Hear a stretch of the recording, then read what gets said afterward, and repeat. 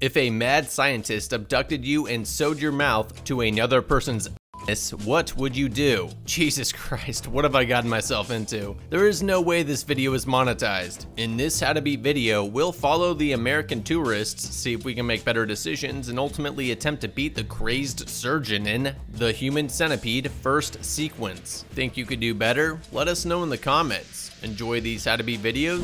Why not like and subscribe? Have a movie you want me to cover? Vote on my Reddit page, link in the description. Did you know that there are hundreds, thousands of movies just like this that are blocked on Netflix and other streaming sites just because of where you live? Because someone decided that these movies can't be shown in your country. You should be outraged at this crime against humanity. Claim the content that big entertainment doesn't want you to see with Atlas VPN. Atlas VPN is like a $1.39 upgrade to your $13.99 per month Netflix membership that unlocks all the geo-blocked movies and TV shows. It's the lowest priced VPN that effectively works to circumvent the streaming site's restrictions. A demonstration. Notice how I searched for the movie Resident Evil, but it isn't there because I'm in the US. Normally this would suck, especially if I wanted to make a video on it, but with a couple clicks over to Germany, it's now watchable. Movies like Upgrade, Hell or High Water, or Wind River also are not accessible to the US, but joke's on them. With a click, I'm now a Canadian resident and can watch them. And if you haven't seen the movies,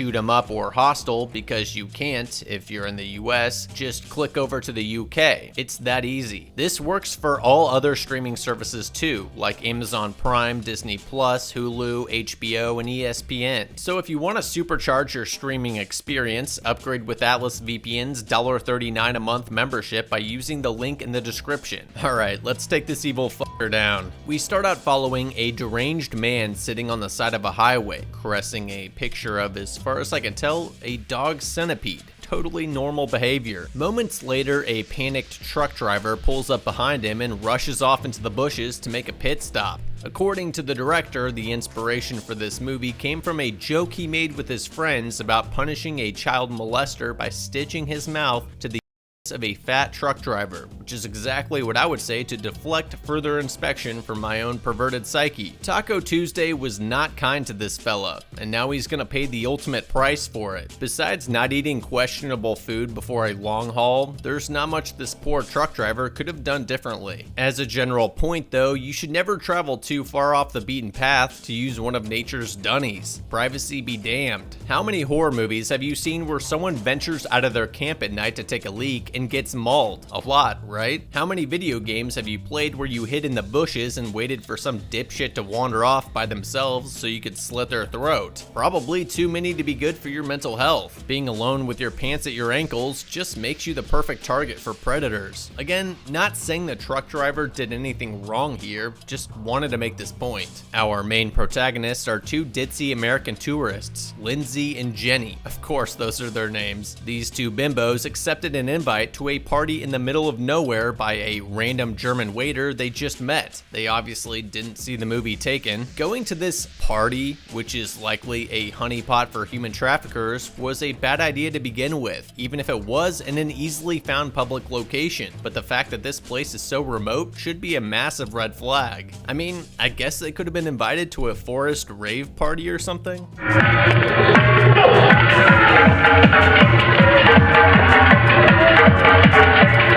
Even then, they have no cell reception, they're following a paper map, and they both know that they're ill-equipped to deal with any level of adversity. They should have headed back home as soon as they left the urban areas. It's no surprise that they get lost, but then to add accident to idiocy, they hit a pothole and pop their tire. Not that they have many options here, and I think they should ask the next person they see for help, but I can't help but be suspicious of the first person that arrives to help you minutes after you hit something. Whatever, I'm probably just being paranoid. I'm sure this guy will be helpful and call some help for them or give them a lift into town. You have a flat tire.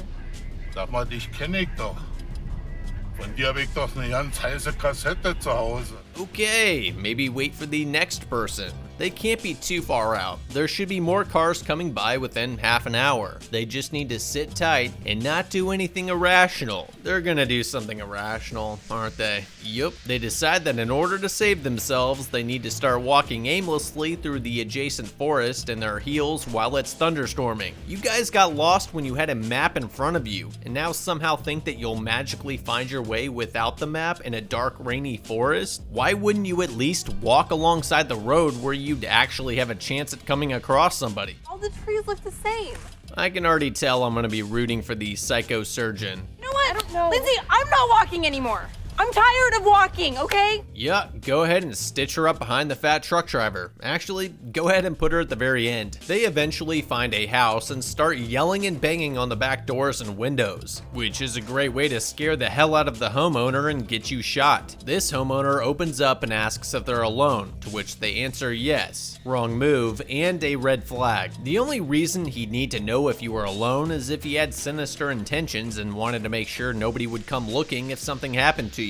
Well, maybe not the only reason. He may be genuinely concerned if you had another friend that needed help as well. But considering the creepy look on his face, I doubt it. Lindsay and Jenny should just leave with the bad vibes this dude's giving off. Or at least made up a story that their other friend was just up the street by the car and knows they came here. The next mistake they made was to trust the stranger to make the call for help instead of using the phone themselves so they could verify that somebody knew where they are and was on the way. The final nail in their coffin was throwing back the drinks some old single creepy looking dude prepared by himself in the kitchen. When they know he knows nobody knows where they are. Not to mention that they've already had an encounter with the creepy good Samaritans of this area. Verdammt nochmal, kannst du nicht aufpassen, du dumme Sau! I'm sorry. Keine Augen im Kopf. Trampel! I get that he's an unhinged sociopath, but bro, if you want to claim some prey, maybe chill out and stop yelling at the ladies. As for Lindsay and Jenny, leave now. Especially since you're suspiciously feeling woozy all of a sudden after sipping on the cocktail he gave you. Lindsay whispers to Jenny that they need to get out of there right now, which they don't do. Instead, Jenny gulps down every last drop of the drink while Lindsay waits for the sociopath to come back so she can naively request him to phone a taxi. Not the sharpest tools in the shed. Heitza comes back, Jenny passes out, and Lindsay starts foaming at the mouth. And their last chance to escape with their dignity intact disappears forever.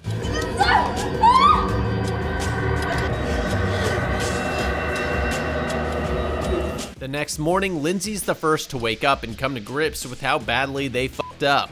You never want to wake up in a hospital bed, but you never want to wake up in a hospital bed in somebody's basement. Needless to say, they need to get the fuck out of there ASAP. Luckily, Heitza's not present. He might be out of the house or he might be upstairs. Either way, it's best to stay quiet, let him think you're still sedated, and use this opportunity to attempt an escape. For that reason also, Lindsay should not wake up Jenny, because she'll just start freaking out and screaming. It looks like he secured them with non-locking leather restraints around their limbs, which were not sufficiently spaced apart to prevent torso and head movement. Absolute rookie mistake. There's so many proven effective restraint setups out there, and this guy uses the absolute worst one possible. All Lindsay needs to do is use her mouth to unbuckle the restraint and she's free. But no, ineffectually squirming and waking up her brainless friend is definitely a better idea.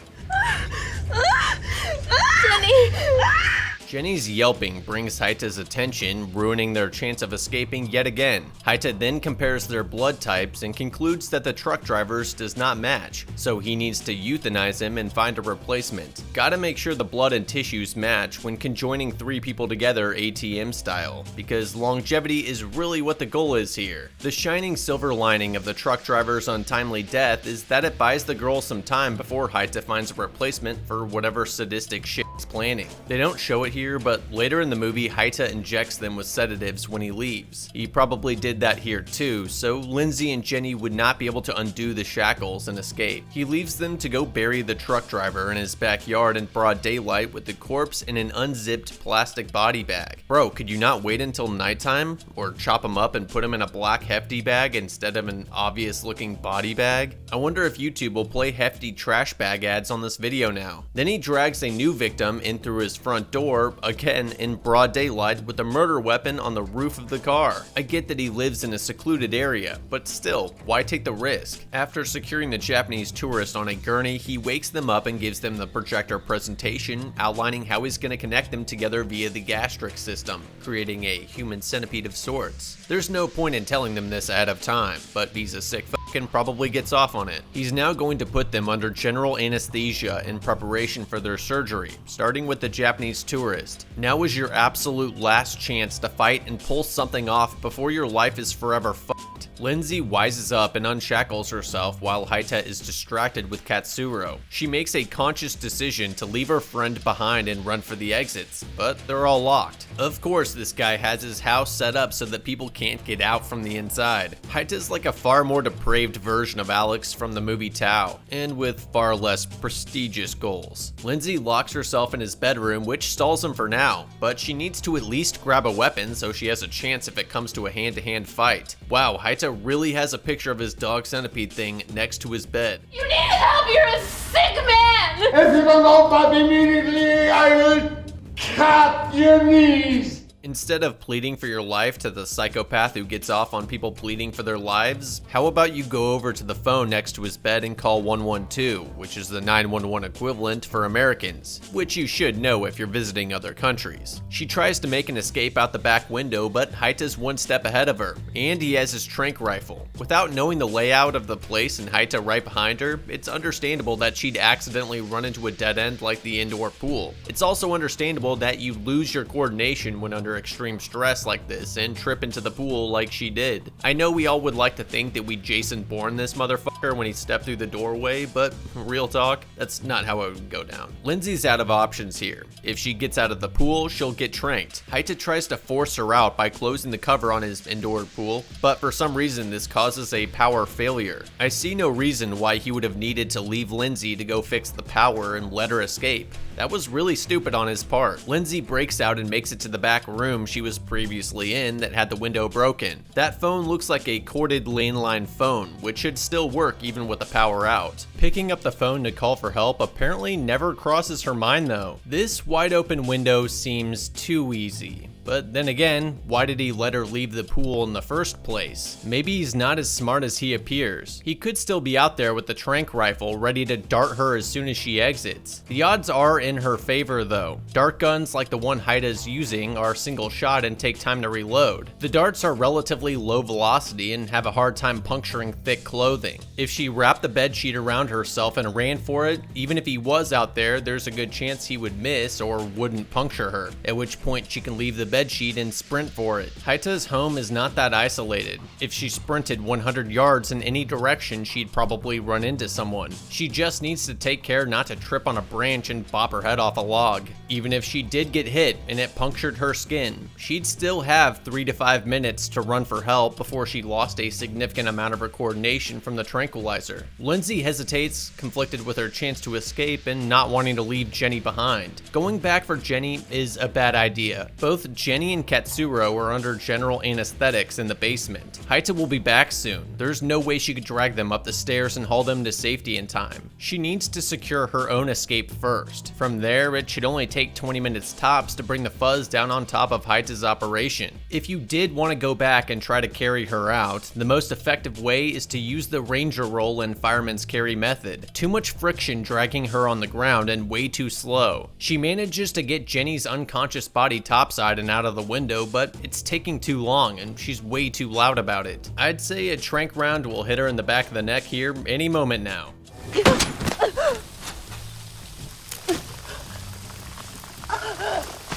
Should have just ran and left Jenny. Realistically, she still could, since the tranq round will take a few minutes to kick in. Of course, he'd probably be able to run her clumsy ass down anyways. Lindsay and Jenny gave up every opportunity to escape, and now they're getting their teeth removed, skin grafted, body parts diced and sewed together with other humans, and all kinds of other horrific shit. Fun times. Haita then cheers to his successful completion of the conjoinment procedure with a celebratory drink, a photo shoot he can wink to later, and then puts his human centipede into a large cage on the first floor of his house for some dumb reason. Escaping at this point is going to be tough. There's no way to effectively coordinate strategies or movements with the others while they're conjoined. They could potentially rip out the stitches by pulling with their head and hands to separate themselves, but their ligaments and tendons in their knees were sliced, so it's not like they could run anyways. Haita then brings them outside to parade them around his backyard like dogs. I get his house may be secluded, but Lindsay and Jenny stumbled into it. It's not that secluded. He must just not give a shit about being caught.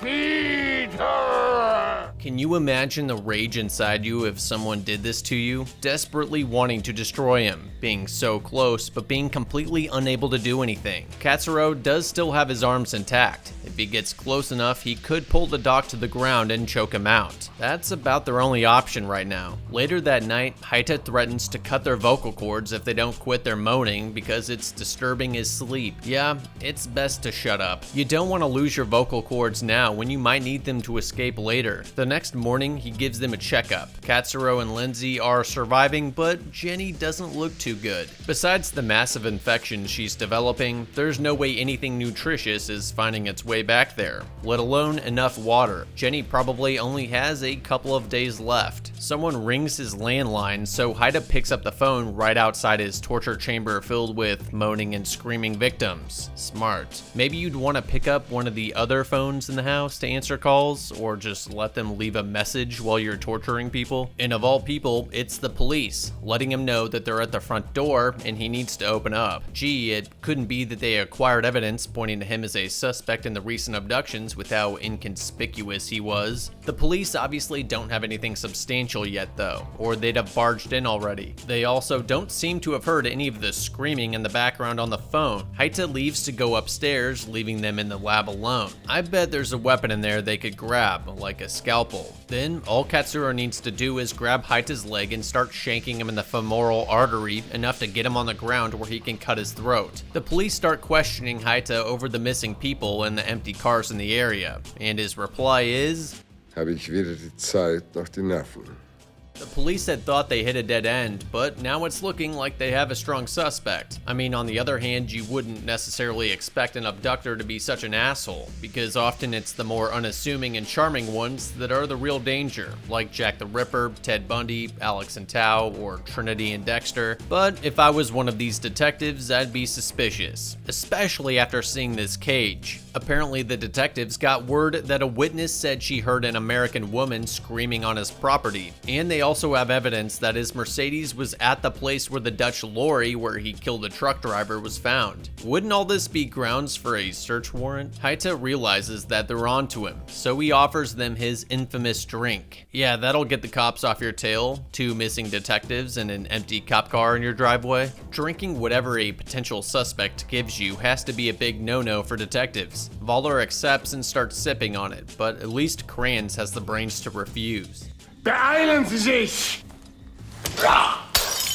Sweet mother of God, they spent this whole time screaming when a fucking scalpel was right next to them. If I was Lindsay, I'd probably want to get the scalpel and cut Katsuro's ass from my face so I could have a chance at fighting on my own. And without Lindsay attached to his ass, Katsuro could better fight Haita too. I say this, but it would be absurdly painful. I think I'd at least try, given the situation. I'm not sure they have a ton of time to do this, so having Katsuro palm the scalpel and ambush Haita is the best option. The police then question Haita about his cellar, and he jokes about it being a torture chamber, which is always a really good thing to say to cops when being questioned about recent abductions. The detectives ask to take a look down there, but Haita refuses, saying they need a search warrant first. Detective Kranz presses him further, and Haita accidentally drops a syringe on the ground, supposedly for his diabetes. By now, we've clearly established that the surgeon is a psycho who doesn't give a fuck about people going missing. Witnesses saying they've heard American women screaming on his property, which matched the profile of 2 of the people who went missing. His car was spotted next to the location of the truck whose driver was abducted, a large suspicious cage with blood on it, incredibly weird pictures and art, a cellar which the violent suspect refuses to let you into. Oh, and he was hiding a syringe under a towel which is filled with God knows what. I don't know German law or law in general, but I'd think they have sufficient probable cause to easily get a search warrant, which they do, but I'd also call for some additional backup considering Haida's been pretty volatile. While the cops are out getting a search warrant, Haida goes back downstairs to try and hide his human triplet. Tall task with only 20 minutes before they're back.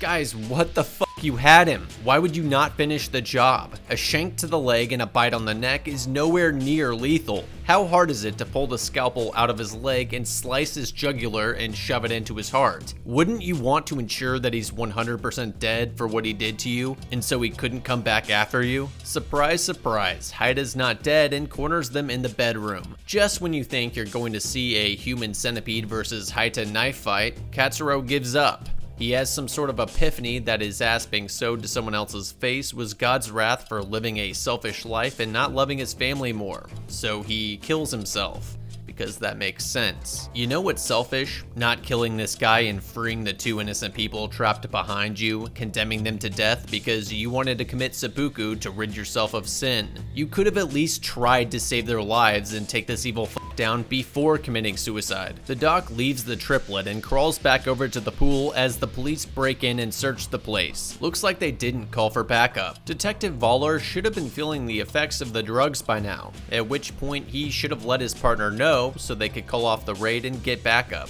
Voller didn't communicate this and tried to push through the effects and wound up dead in the pool with a scalpel in his neck. Kranz hears the fall into the pool, rushes in half-cocked, and gets lit up too.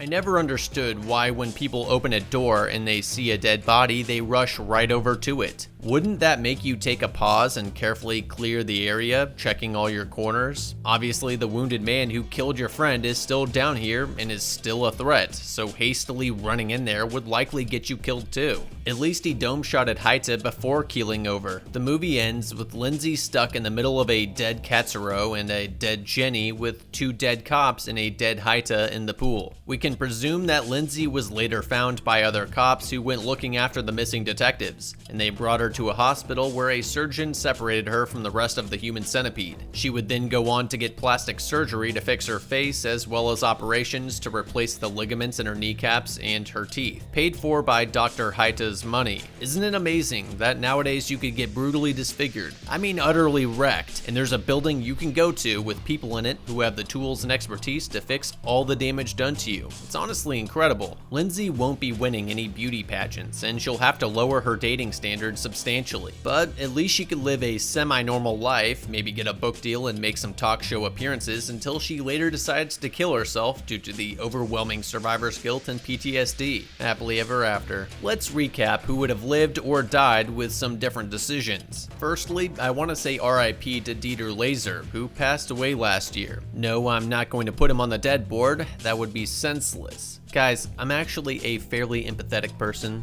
but back to the movie. The trucker was dead no matter what. Lindsay and Jenny should have stayed in their car or walked along the road for help, which would have prevented all of this. But Haida could have picked them up like he did with Katsuro and the truck driver. So what then? There was a pivotal moment when Lindsay could have dialed 112 and escaped out the back window and gotten help from the police, but instead tried to drag her unconscious friend out too. She could have saved Jenny and Katsuro's lives, prevented the detectives' deaths, and landed Haida in prison. The next pivotal moment was when Katsuro stabbed Haida with the scalpel, and then they left him alive. If they had just ensured Haida was dead, Katsuro and Jenny might have lived, as well as the cops. All said and done, I think we could have beaten Joseph Haida from Human Centipede first sequence. Thanks for watching, and remember, don't ask strangers for help without having a plan to kill them.